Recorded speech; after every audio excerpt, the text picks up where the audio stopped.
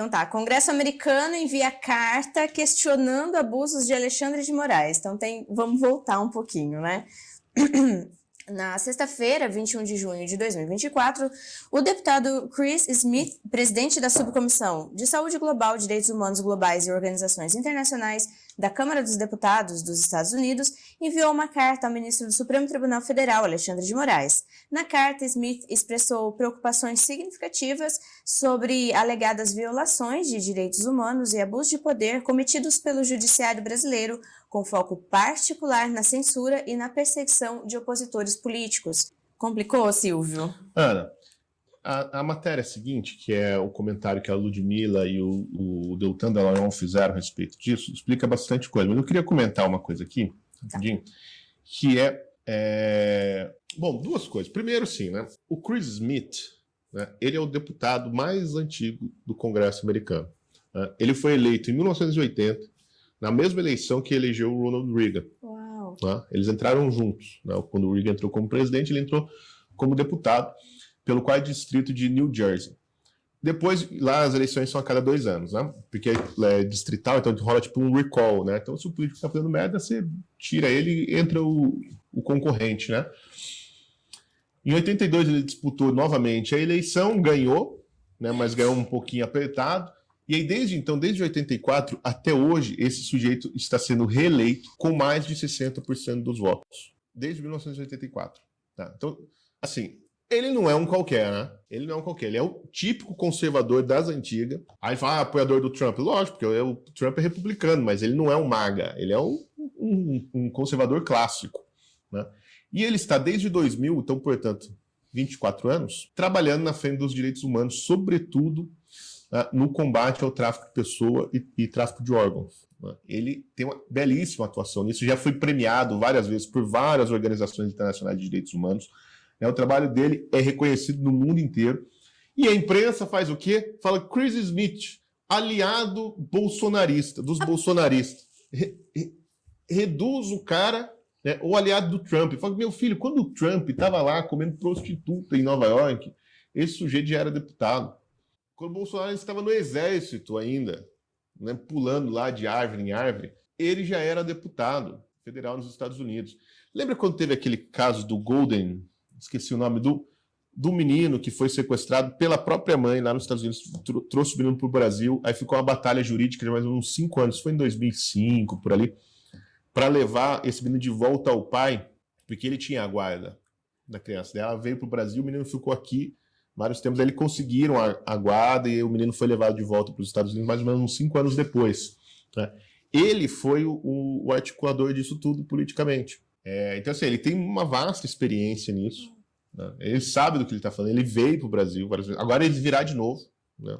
Saiu ontem, o Magno Malta conseguiu passar um convite para ele vir ao Senado e ele virá fazer esses questionamentos in loco. Né? Vai questionar o Pacheco, o Arthur Lira, a Carmen Lúcia, o Barroso, né? Que são os presidentes dos poderes. Né?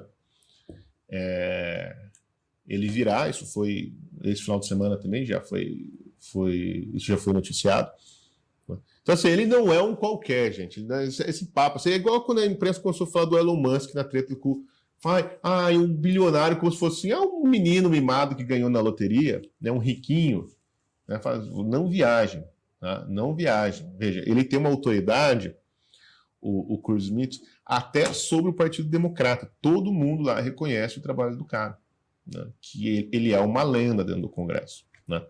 Tanto é assim que esse negócio não ficou ali numa audiência. Veja, gente, o Congresso americano não é o Congresso brasileiro. O Chris Smith não é o Marco Duval, não é a Carla Zambelli, entendeu? A gente tá falando de maluco, não é nem o Jorge Santos, aqui, o travesti lá que era deputado, né, nos Estados Unidos até recentemente, brasileiro. Não, a gente tá falando de gente séria. Né? O negócio é tão sério, que já chegou no Alexandre de Moraes. Agora, se ele vai responder ou não, isso não importa. Um ponto importante aqui, Ana, essa aqui, a questão 6. O senhor tem conhecimento da repressão transnacional com uso de agências dos Estados Unidos e organizações internacionais para sediar indivíduos nos Estados Unidos? Ele está se referindo aqui a duas coisas. Primeiro, né, o uso indevido da Interpol, né, quando o Ministério da Justiça E o próprio Alexandre de Moraes tentou colocar o Alan no rol de procurados da Interpol, e a Interpol se negou, porque a Interpol não reconhece o crime de opinião. Né? Então a Interpol fala, dane-se, né? A gente vai atrás de bandido, né? Não atrás de jornalista. Mas é a tentativa disso, né? De colocar uma organização. E depois, o que acontece? O FBI tentou intimar o Paulo Figueiredo, e o Paulo Figueiredo relatou isso em juízo lá na Câmara. Tentou intimar o Paulo Figueiredo. Agora veja, o FBI não pode fazer isso. O FBI não é um órgão judicial brasileiro, mesmo trabalhando em cooperação. Se fosse para trabalhar em cooperação, tem um trâmite para fazer isso. Né? Mas o que acontece? O Alexandre foi lá e pediu uma ajudinha, quebra essa para mim. Os caras foram até a casa o FBI foi até a casa do Paulo Figueiredo, né, e tentou fazer uma intimação, e o Paulo Figueiredo, muito sabiamente, né, falou, não, aqui não, meu filho, vocês vão embora, né, aqui vocês vão me intimar. Se a justiça brasileira quer me intimar, ela tem os canais de como fazer isso, que é a carta rogatória. Eles que façam uma carta e tentem me intimar aqui, né, por meio do oficial de justiça. FBI não. Então, ou seja, há uma cooperação indevida do FBI com autoridades brasileiras cometendo crime. Né, que os Estados Unidos já, obviamente, a Câmara Americana já entende que o Alexandre está cometendo crime, está agindo fora da lei. Né? Então, o que acontece? É isso que ele está interessado. Então, isso já vai ter repercussão lá dentro, porque se for investigado e se chegar à conclusão de que a agência, né, o FBI, que é tipo a Polícia Federal deles, né, está cooperando com ordens ilegais vindo do Brasil, os caras lá já vão se ferrar. Né? E aí, se eles cooperaram com o Alexandre de Moraes, isso que acontece? Muito provavelmente o Alexandre vai começar a sofrer sanções. E é isso que a Ludmilla e o Dallagnol comentam aí, né, na próxima matéria. Então, o negócio, sim, é grave, não é brincadeira. Né? Até o povo aí falando, isso não vai dar nada. Agora, até pouco, vi um sujeito lá do Weintraub, lá da turma do Weintraub, devia ter escrito uma carta para o Papai Noel, ia ser mais eficiente. Pode entre outras coisas, a Ludmilla coloca o seguinte, ela ressaltou a repercussão internacional do caso, como do Felipe Martins, o ex-assessor internacional do Bolsonaro, né, que está preso, e cujo o caso ganhou destaque no portal de notícias Daily Wire. Abre aspas, o caso Felipe Martins está repercutindo muito aqui nos Estados Unidos, ela afirmou, e explicando que a proximidade de Martins com as autoridades americanas amplificou a atenção sobre sua situação. Ela também destacou que Moraes ordenou o bloqueio de perfis de jornalistas, né, como Alan, em escala global, o que configura uma extrapolação da jurisdição brasileira e interfere na soberania de outros países, abre aspas. Isso ele extrapolou a sua jurisdição e entrou na soberania dos países. Ela comentou, indicando que tais ações são vistas com seriedade lá nos Estados Unidos. O que acontece? Tanto ela quanto o Dallagnol tocaram num ponto que é importante, que é o seguinte. Tá? Em 2017, o Donald Trump ele assinou uma executive order, que é uma espécie de decreto, como tem aqui, né, uma medida provisória, né, que eles chamam lá ordem executiva, a 13.818, que ela é o quê? É uma autorização, ela autoriza, né, o Departamento de Estado dos Estados Unidos e o Departamento de Tesouro a sancionar estrangeiros por graves violações de direitos humanos ou por corrupção. Tá? Então, se é identificado que o sujeito está violando direitos humanos, não importa onde, não precisa estar sob tutela do governo americano nem nada, ele sofre sanções, e as sanções podem ser de vários tipos. A primeira e mais óbvia é o congelamento de bens nos Estados Unidos. Então, se o sujeito tiver patrimônio nos Estados Unidos, conta bancária, né? E veja, não é só nos Estados Unidos também não, hein? Se tiver em países que têm acordos com os Estados Unidos, também é sancionado. Né? Então, esses bens são congelados. Né? E na maior parte das vezes é nem congelado, eles são confiscados. Então, se tiver casa nos Estados Unidos, imóveis, né? Conta bancária, tudo isso aí vai para o saco. Né? Por exemplo, e foi o que fizeram com quase todo mundo daqueles bilionários da Rússia quando começou a guerra. Né? Então, as primeiras são sanções econômicas, depois sanções de viagem, né, em que o sujeito nem é avisado. Então, por exemplo, pode acontecer do Alexandre de Moraes entrar nos Estados Unidos e lá... Tentar entrar, né? E lá, já na migração, ele já ser notificado de que está barrado de entrar nos Estados Unidos. Não seria preso, obviamente, mas seria detido, né, até aguardar o voo de volta. Não. Quer dizer, depende do tipo de violação. Às vezes, se é uma ordem de prisão, que eu acho que não chegue a esse ponto. Né?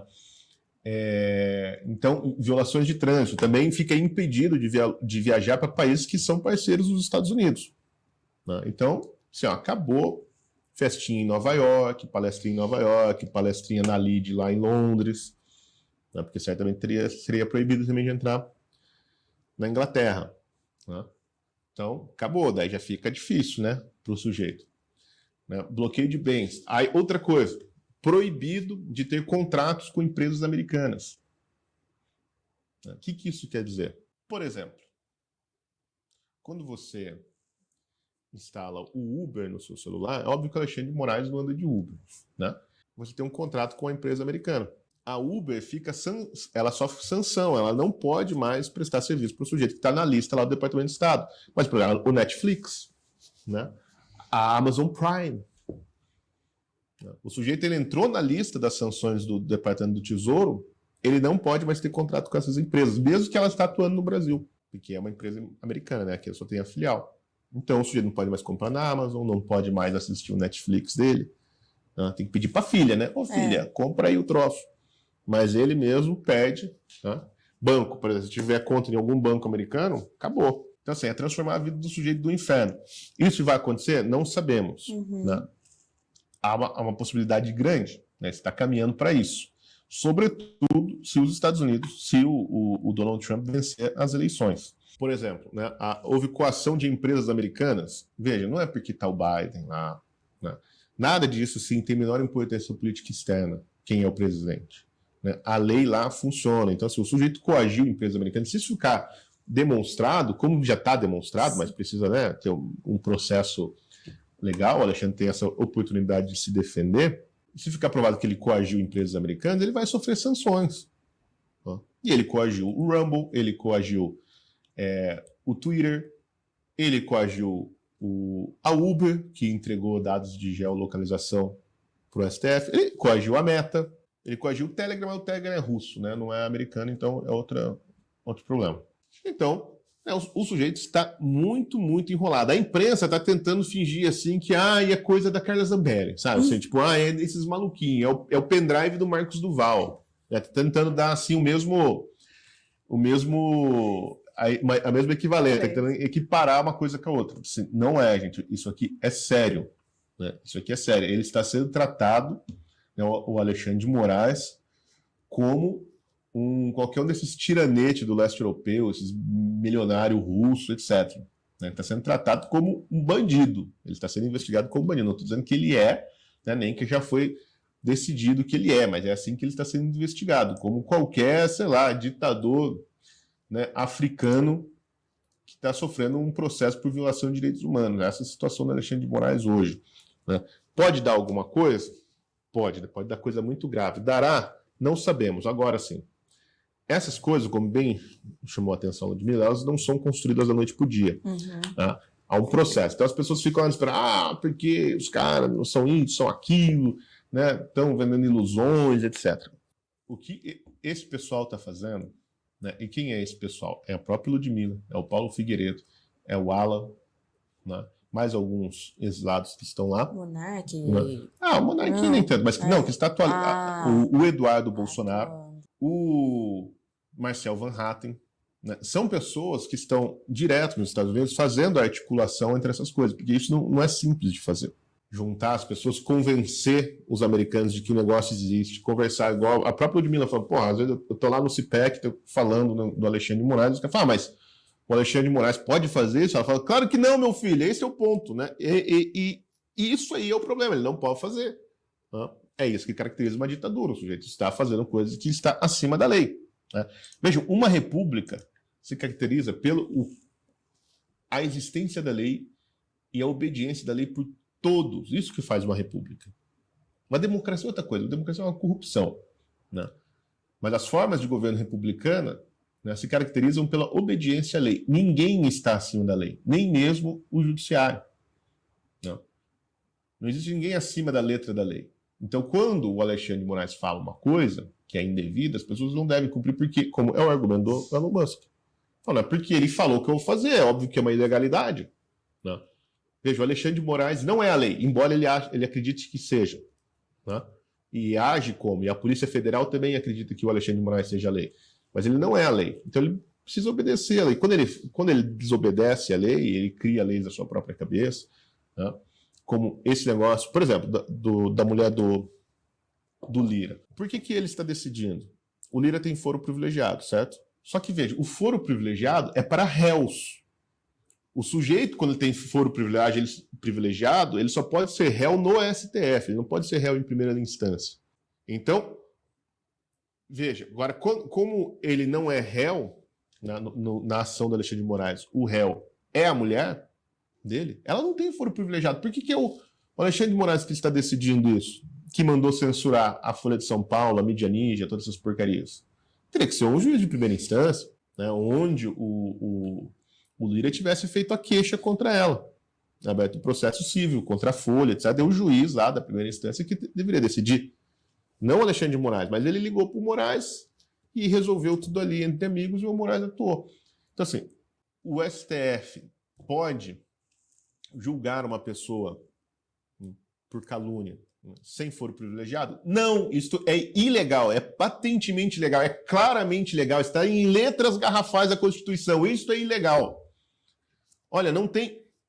Veja, eu acho assim, nem a Flávia Ferronato conseguiria dar uma interpretação para a lei para dizer que o Alexandre poderia fazer isso. Nem a hermenêutica jurídica mais alucinada conseguiria justificar uma ação dessa. Mas assim, ele nem precisa justificar, ele não se dá nem ao trabalho de dizer por que ele está fazendo. Ele vai lá e faz e pronto.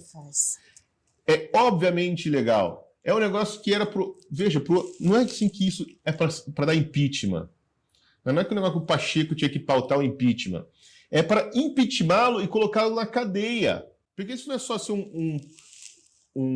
como é que eu estou falando do negócio da droga? Um ilícito administrativo. Isso é um crime contra a Constituição, cometido por um mais alto, né, ocupante das cadeiras lá de cima, mais alta autoridade constitucional. É lógico que esse delito é gravíssimo. E um sujeito que é capaz de destruir a Constituição desta maneira deveria estar preso, porque isto sim é golpe.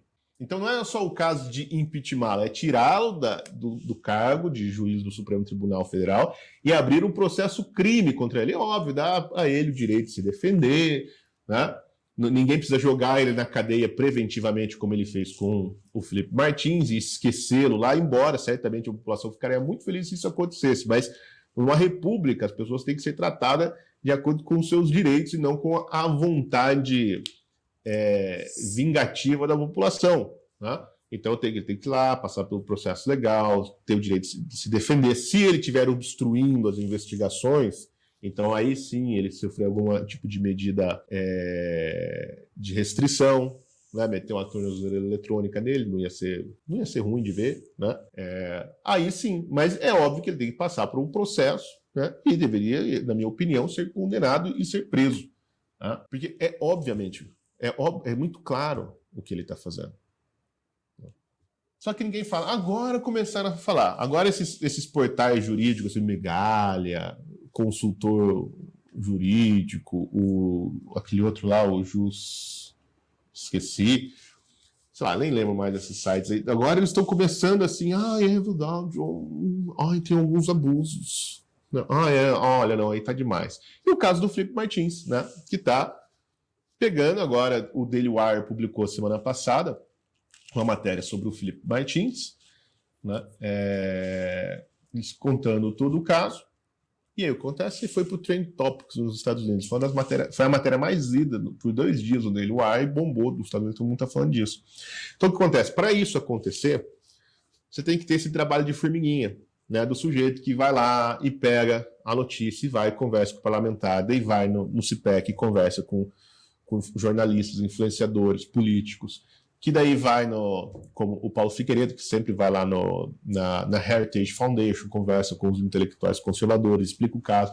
Não é fácil dos caras entender o que acontece no Brasil, você mesmo, né? Tem o quadro aqui com o Bernardo que a gente explica isso na gringa, né? É difícil, fazer isso. É um trabalho, né? E além disso tem o tempo, né, próprio das ações políticas dentro do Congresso americano. Então tem que...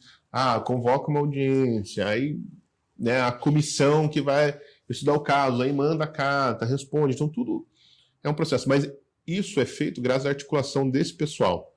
Que por mais que você possa ter críticas, como eu tenho críticas à atuação deles em vários sentidos, né? Não da Ludmilla, obviamente, nem do Alan.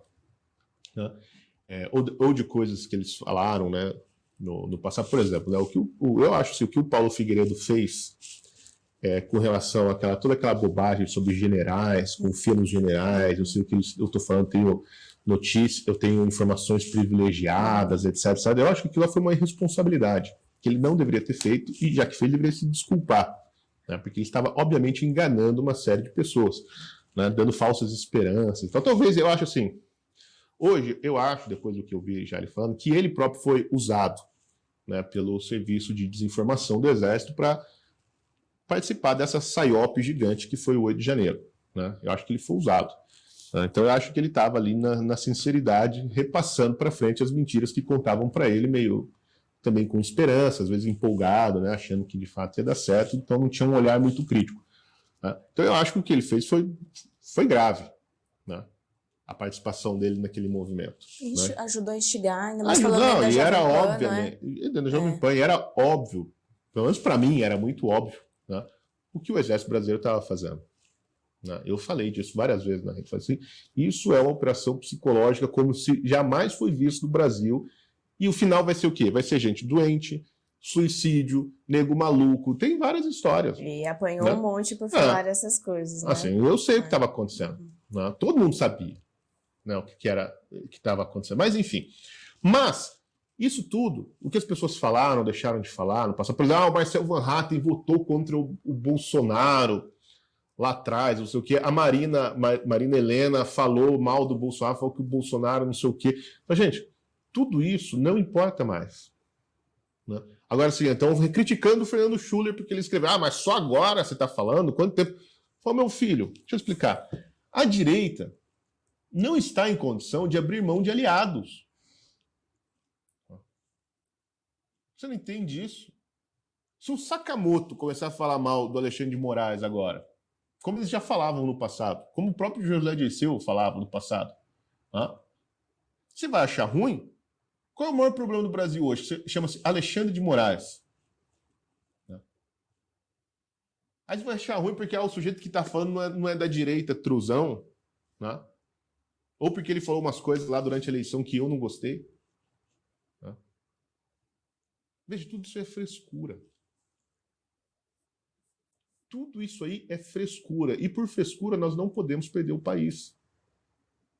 Então, se você é fresco, é enjoado, se você acha que certas pessoas não podem estar no seu convívio, não podem ter essas pessoas como aliadas porque elas são, te dão nojinho, né? Porque elas não são de direita o suficiente, né?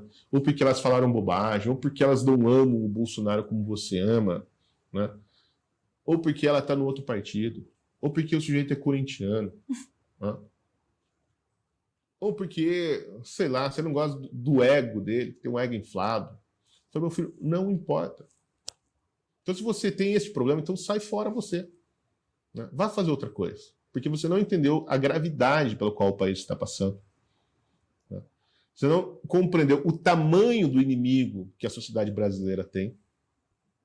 E você também não consegue perceber a deficiência de armas que nós temos, de meios de derrotar esse inimigo. Portanto, tudo é bem-vindo. Qualquer ajuda, qualquer um que fale contra, qualquer um que expõe o caso, todo mundo que está lá tentando, né, articular, fazer pressão nos Estados Unidos, levando o caso para cima e para baixo, por mais que a ação você possa discordar. Por exemplo, eu discordo. Não é que eu discordo, eu acho assim, totalmente ineficaz ir na OEA. Eu acho que não serve para nada. Né? Porque a OEA é um órgão do Foro de São Paulo.